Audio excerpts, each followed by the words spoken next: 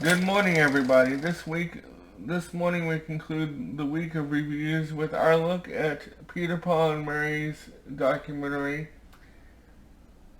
Carry It On, A Musical Legacy. When when I shot the coming reviews trailer on Sunday, I made a mistake. Um, I just call I misnamed the documentary. The actual name of the documentary is Carry It On, A Musical Legacy. And I just said it was Carry On. So I apologize for that. Um, the, this to me is the definitive documentary on Peter Paul and Mary. Um, it starts from their beginnings as and then it goes right up to 2004, which was the year that they released their last album together before Mary passed away in 2009. Now, I love this documentary. Not only does it have interviews with them, uh, Peter Peter Peter Yarrow, Paul Noel Stuckey, and Mary Travers, but it also has interviews with contemporaries of theirs like Richie Havens, um, Tom Paxton, and Ronnie Gilbert of the Weavers, talking about really the folk movement of like the 1960s, and along with Peter Paul and Mary's illustrious career. Um, for those of you that don't know or that haven't watched my previous video on Peter Paul and Mary's holiday concert back around Christmas, that was posted Christmas Day of 2022, I am a huge Peter Paul and Mary fan. I have been since I was probably 12, 13, somewhere around there. My dear departed grandma got me into them, and I immediately felt I immediately became a fan, and so when I obtained this documentary a couple years ago, I likewise fell in love with it because not only did it tell their story, but I I you know I had I had been listening to because my grandma had their 1995 record Lifelines, which was a celebration of their roots, basically, which we will be reviewing at some point. And they had also done a PBS special to promote Lifelines with some of the performers that appeared on the record. And anyway, my grandma had this record, and then I got the live record, and then a couple years ago, and then a couple years after that, um, she got me both the Lifelines live and the Peter Paul and Mummy 2 on video, and so um, I was stoked about that because I had always wanted to see those concerts, and actually the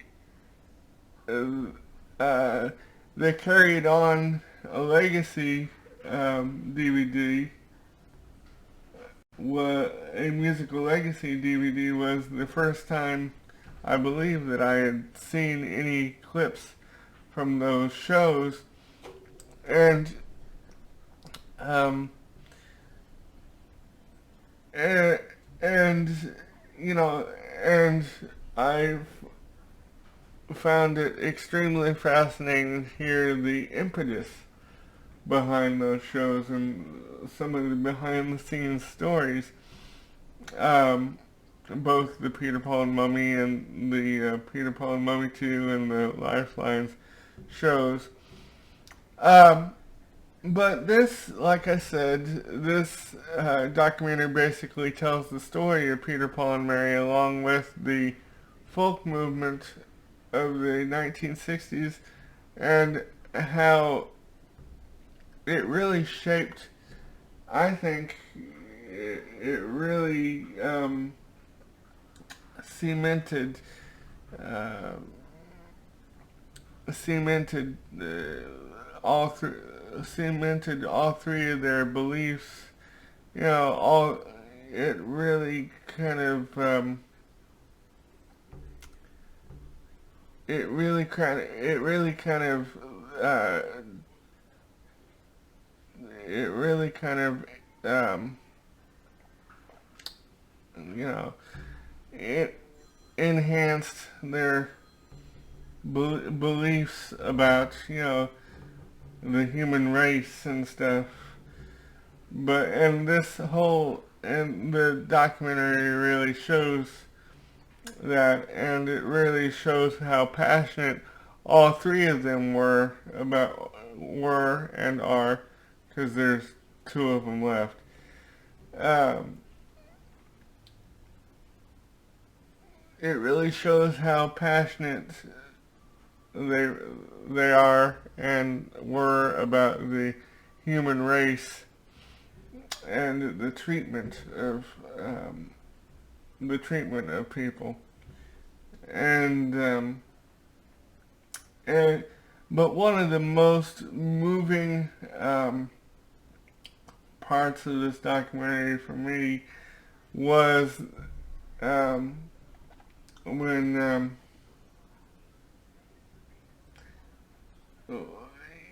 when they were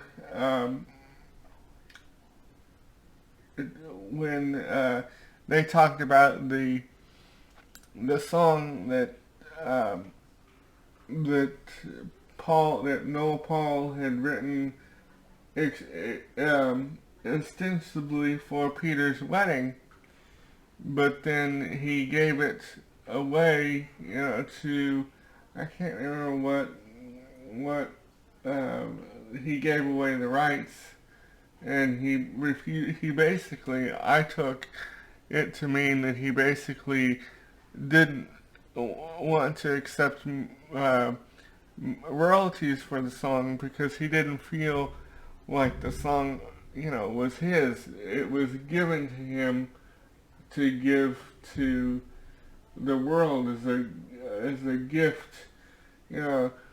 And like they said in the documentary, it became one of the biggest, you know, love songs of all time, and played at weddings and stuff. But one of the you know, and I was thinking when they were talking about